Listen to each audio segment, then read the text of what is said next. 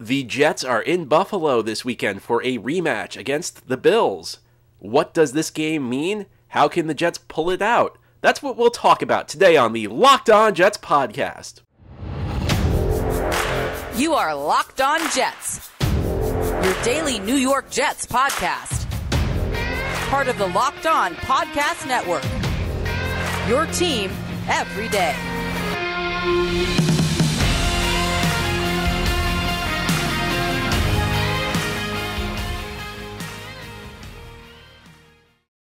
Welcome, this is the Locked On Jets podcast, part of the Locked On Podcast Network, your team every day. It's Friday, December 9th, 2022, and I'm your host, John B. from GangGreenNation.com. Thanking you for making this show your first listen or first watch every day. This podcast is free and available on all platforms, including YouTube. If you like what you see or hear, hit the subscribe button. You'll never miss an episode. You'll receive notifications as new episodes are posted. If you're listening on a podcast source, please give the show a 5-star review. And if you're watching on YouTube, please give this episode a thumbs up. These things help the channel out and help other Jets fans find the podcast. Well, the Jets are back in action this Sunday. They are in Buffalo, their annual trip up to Orchard Park for a game against the Buffalo Bills, a rematch of a game these teams played back in November that the Jets scored an upset victory in. So the Jets are actually looking to sweep the Buffalo Bills this year. There are not many people who would have guessed that the Jets would have a chance to do that, but that's where we are this Sunday, and it is, for those of you fans who care about the announcers on the game, this is the Jets' first Jim Nantz, Tony Romo game in years. CBS sending their number one crew to this game. It's a big game as far as the AFC East goes. It's not such a big game as far as the Jets' playoff positioning goes, though. So it depends on whether your focus is on the division or making the playoffs, how big this game is. Because in the AFC East, the Jets essentially need to win this game, or they're out of the division race. If they win this game, they're actually right in the mix. You know, they won't be the favorites in the division, but they'll be one game back of Buffalo. You know, depends on what happens with the Miami Dolphins, but the Jets will be one game back of Buffalo. They're currently one game back of Miami. If the Jets win, then they will have the tiebreaker. So one game back of Buffalo with 4 to play and the tiebreaker in hand. One game behind Miami with a head-to-head game still to play. And the Jets beat Miami early in the season. So even though the Jets won't be favorites in the division, they'll be very much in the AFC East race if they pull this game out. If they lose this game, then you can forget about it. The Jets will be 3 behind Buffalo with 4 to play. It's just not going to happen in the AFC East. And I think most fans and most members of the media, and probably the Jets themselves, view the division as a bit of a reach at this point. I mean, I was pretty optimistic after the Jets pulled that upset right before their bye week in November. Obviously, they've lost a couple of games since then, that heartbreaker in New England and then the heartbreaker last week. If the Jets had won those games, then they'd be perhaps the favorite in the AFC East right now. But not meant to be. So Jets want to have any chance of winning the division, which is a reach. And objectively, I mean, nobody thought the Jets would even be competing in the division at the start of the year. So as excited as you get when they win these games, it might be a bit of a reach. The focus is probably more just on making the playoffs right now. And from that standpoint, I don't know that this is really a make or break game for the Jets. Now, if the Jets lose, there's a possibility they may fall out of playoff positioning, at least temporarily, because they're only a game up on New England, and New England has the tiebreaker over them because the Patriots beat the Jets twice. Jets are also a game up on the Chargers. So it's possible that the Jets will lose. If the Jets lose to Buffalo, they fall out of playoff positioning, but they're still not in a bad spot. And for me, the number remains 10. I think if the Jets win 10 games, there's a very good chance they'll make the playoffs. And I think most years 10 is the number that gets you in. Unfortunately for the Jets, of course, the last time they won 10 games, they missed the playoffs. It was a tough luck 10-win type of season back in 2015, but that was when there were only 6 teams in each conference making the playoffs. The Jets were the 7th team that year, and under the current alignment, the Jets actually would have made the playoffs back in 2015, and that game that they lost in Buffalo, Week 17 that year, really would not have mattered. The Jets probably would have played their backups in that game under the current alignment. But I think 10 wins is what gets the Jets to the playoffs. And right now, they're at 7. So 5 games left in the season.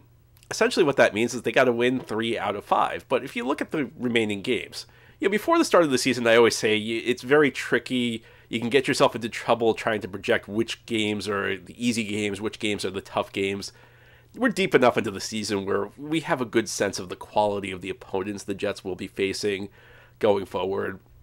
And of these 5 games that are left, this is clearly the toughest game. Now, you could argue the Miami game's also going to be really tough, but going up to Buffalo in December is really, really difficult. Going to Miami this time of year is actually kind of a treat. It's almost like a vacation. You want to avoid Miami in September because that's when it's still really hot in South Florida, and when the season begins, you see this frequently happen. Cold weather teams have an advantage this time of year. Warm weather teams like especially the Dolphins, especially the Florida teams, have a big advantage in September because it's still the middle of summer in Florida, and players are not really in condition for games. So you see, because players don't really play in preseason these days, so you see guys get exhausted by the end of games in Miami. So the weather in Miami is actually going to be really nice. It'll be like a treat for the Jets. But they also have games against Detroit. They have a game against Jacksonville. And they have a trip out to Seattle. Now, of those 5 games, I think Buffalo's the toughest one. I think if you're looking for 3 wins, Buffalo's not really the game that makes or breaks you getting to 3 wins. It's going to be the other games. Not that there are any easy games on the schedule, and that's just true of the NFL in general. You could be facing, a 2-3 win team, and there's still NFL players on those teams. They still have a shot at beating you. Any team can beat you in the NFL, but obviously some games are more difficult than others. I don't think the Jets are a lock to beat the Detroit Lions. I don't think they're a lock to beat the Jacksonville Jaguars. They're certainly not a lock to go out to Seattle, a trip across the country to a notoriously difficult road venue to play in, and a quarterback Geno Smith, who's exceeded all expectations this year and probably will be extra motivated for a game against his former team. But if you're looking at the games that are probably going to make or break the Jets as they try and make the playoffs this year, those are probably, I think those are the games. Those are the 3 games that the Jets, of the remaining games on the schedule, those are the ones that you'll look at and you say, this is either going to get the Jets to 10 or not. This is not a game against Buffalo this weekend where you look at it and you say, this is one the Jets should win. This is one the Jets should lose, to be honest with you. If they win it, it's a big bonus.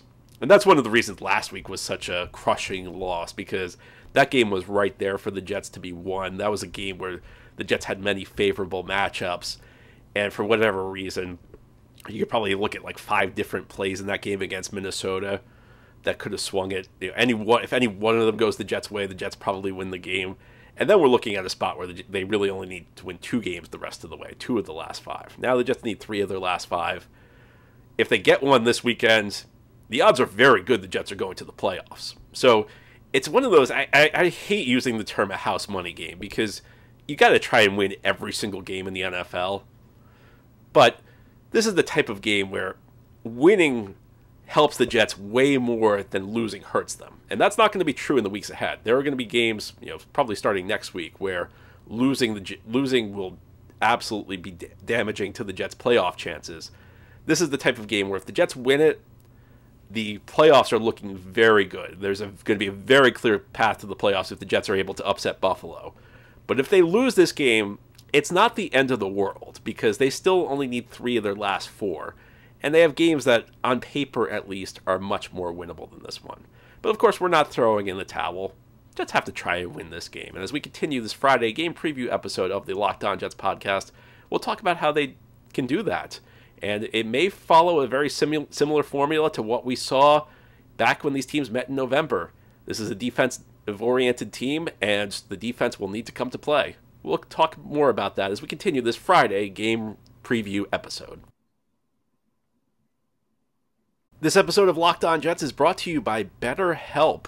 Unfortunately, life does not come with a user manual, so when it's not working for you, it's normal to feel stuck. And as we've all learned over the last couple of years, it's very important to take care of your mental health. It's just as important as your physical health, and there are so many different ways you can do it, whether you're talking meditation, exercise, talking to a friend, but therapy can also be a great option. There are plenty of skills you learn. You can learn coping skills, self-empowerment. You can learn how to deal with trauma. Everybody deserves to feel at their best, and BetterHelp makes it easier to get started. As the world's largest therapy service, they've matched millions of people with professionally licensed and vetted therapists available 100% online. It's all the benefits of in-person therapy, plus it's more convenient, more accessible, and more affordable. Just fill out a brief questionnaire to match with a therapist, and if things are not clicking, you can easily switch to a new therapist anytime. It could not be simpler. There are no waiting rooms, no traffic, no endless searching for the right therapist. Get unstuck with BetterHelp. Learn more and save 10% off your first month at betterhelp.com/lockedon. That's BetterHelp, HELP.com/lockedon.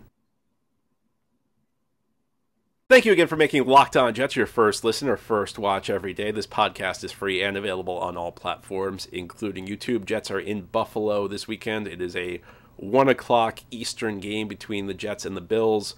Jim Nantz, Tony Romo will be on the call. However, the game was not flexed. CBS does not have a game in the late afternoon time slot this week, so it's a Fox doubleheader Sunday, so Jets could not get flexed. Although, interestingly, NBC actually wanted to put this game on Sunday Night Football, but CBS and Fox, they both have a certain number of games they're allowed to block NBC from getting.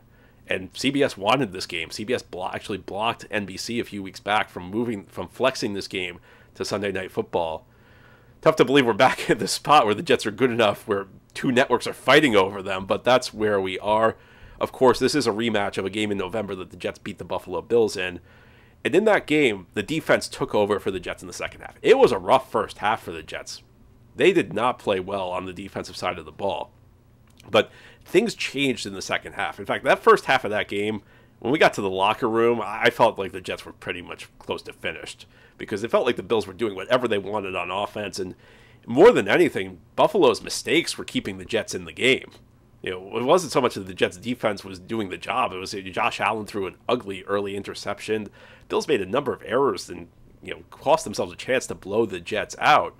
Second half came, everything changed. It began with a sack.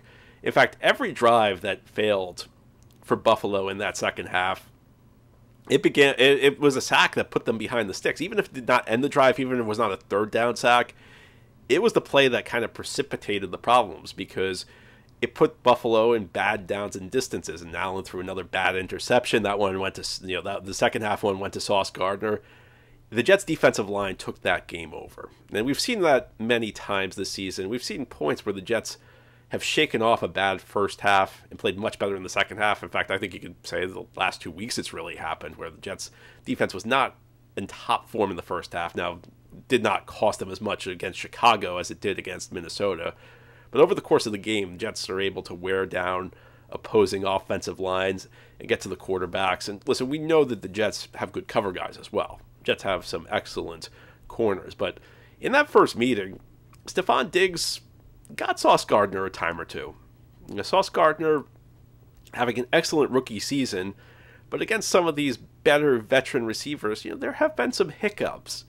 And I really think that a lot of this comes down to the defensive line getting to the quarterback. But this week's a unique challenge because you have a guy who's a great runner in Josh Allen. And Josh Allen's also a unique runner because he's athletic, he's fast. He's got that extra gear, but he's also big, so he can lower the shoulder. He can grind out tough yards when he needs to. And it's important. It's going to be very important for the Jets to stay controlled in their pass rush. And that's one of the challenges Allen presents because he can't, against immobile quarterbacks, you fly up the field, it doesn't really matter. If you're undisciplined in your rushes against a quarterback like Josh Allen, he's going to make you pay on the ground. And then you've got Allen in the open field one-on-one against C.J. Mosley. And you've seen Mosley a couple times this year against quarterbacks who are far less mobile struggle. I mean, there's the one I still go back to week 2 to play against Jacoby Brissett, who's nowhere near as mobile as Josh Allen, where Brissett essentially left Mosley in the dust in the open field. Mosley's really struggled in space this year, so you want to restrict Josh Allen's running lanes, and also important to keep him under control, keep him in the pocket. Jermaine Johnson, Joe Marino and I talked yesterday about this amazing play Jermaine Johnson made on a bootleg. That was one of the sacks the Jets had on Allen in the second half, where he chased Allen down in the open field, and it was kind of a designed rollout. Jermaine Johnson one-on-one took Josh Allen down. You don't want to get Josh Allen one-on-one that frequently. You want to constrict Josh Allen's running lanes. And, of course, the Bills are kind of going to get him on the move occasionally, but Jets need to constrict his run lanes. And the Bills have talented pass-catching backs, and that's, I think, a danger in this game, because I go back to what the Jets have at the linebacker position with Mosley, and then even at the safety, where the safeties have been very inconsistent all season long. I worry about Hines versus these linebackers. I think the Bills would be well advised to try and get him one-on-one against Mosley. The only way you can protect this when you have a mismatch in coverage is to get to the quarterback and put him on the ground. So I said this last week too, and it's a common theme. It's not exactly unique to say that a team that's built around its defensive line on that side of the ball, that they need to go out and play their best game. But it's really important in this one, because when you're an undermanned team, and we've seen the Jets be undermanned for years. Fortunately, most weeks when the Jets take the field, they're not at a pronounced talent disadvantage anymore. But this week they are. There's not much doubt that the Buffalo Bills are a better team. You need your best players to step up. And that's the reason, probably the biggest reason the Jets beat the Bills back in November, is their best players stepped up and delivered. It started with Quinn and Williams, but John Franklin Myers played well. Jermaine Johnson had that sack on the bootleg. But I think it's going to be the type of game where if the Jets win, you're going to see Carl Lawson get a sack, you're going to see Quinn and Williams get a sack, you're going to see John Franklin Myers. Those are the three guys on the defensive line who are the key players for the Jets, and they're going to need to protect their guys back there. Sauce Gardner's not a mismatch against Stephon Diggs, but it's not an easy matchup. And then you've got running backs, against Jets linebackers. It could be ugly if the pass rush doesn't get there and the pass rush is not controlled. Then Josh Allen's going to be able to scramble, and it could be a long day for the Jets. So lots on the defensive line. Now, as we continue on this Friday game preview of the Locked On Jets podcast, we're going to talk about the offensive side of the ball. A couple rookies the Jets are going to lean on. They'll need big games from them.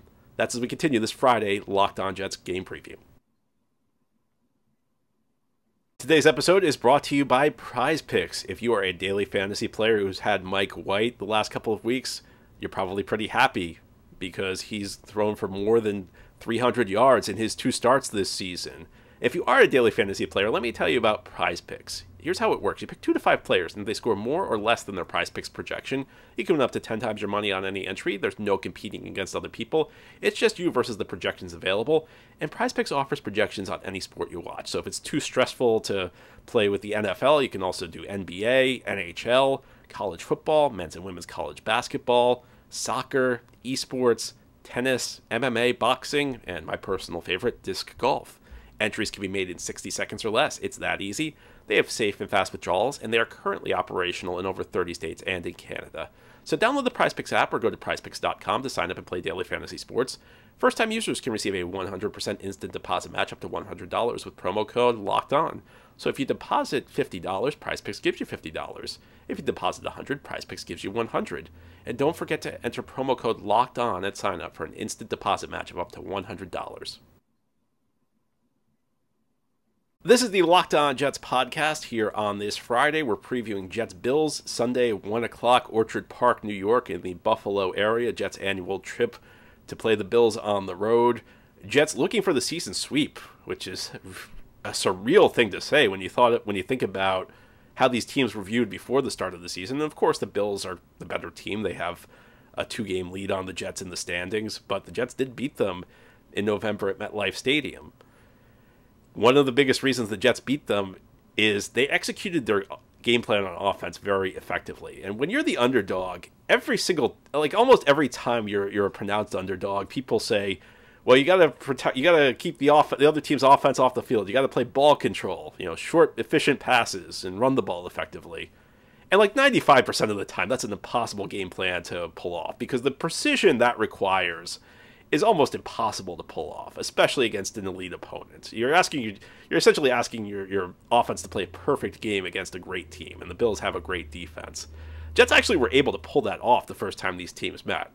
And Zach Wilson played well. Zach Wilson was efficient in that game. And I said this yesterday to Joe Marino on our Crossover Thursday show. If you had told me after that game Zach Wilson was a game away from being benched, even with Zach Wilson's struggles this year, I'm not sure I would have believed you. And part of that goes into I think maybe the Jets coaching staff was a little bit less sold on Zach Wilson than they let on. Zach Wilson was a part of the reason the Jets won that game. Garrett Wilson also stepped up, though. I think Garrett Wilson was the Jets' best player on offense that day. And we know what kind of a run he's been on lately. He's really stepped up in the absence of Breece Hall. I said this when Breece Hall went down, that replacing Breece Hall was not going to be something the Jets did with one player, because there were many different roles Breece Hall had on this team. You talk about your home run threat. Talk about your go-to guy on offense. Talk about a guy who can just run the ball between the tackles. So it was going to take a little bit of everything, and the Jets were going to need to lean a little bit more on their passing game. And Garrett Wilson was going to have to take over the role as the go-to guy. The guy who, when the chips are down, everybody knows he's getting the ball. The guy you feature plays for. The guy you scheme plays for. And he's responded in a big way after a stretch where he kind of fell out of the offense for a little bit. And that was that. He had that big big game week 2 against the Cleveland Browns where he went for over 100 yards and had a couple touchdowns, including the game winner.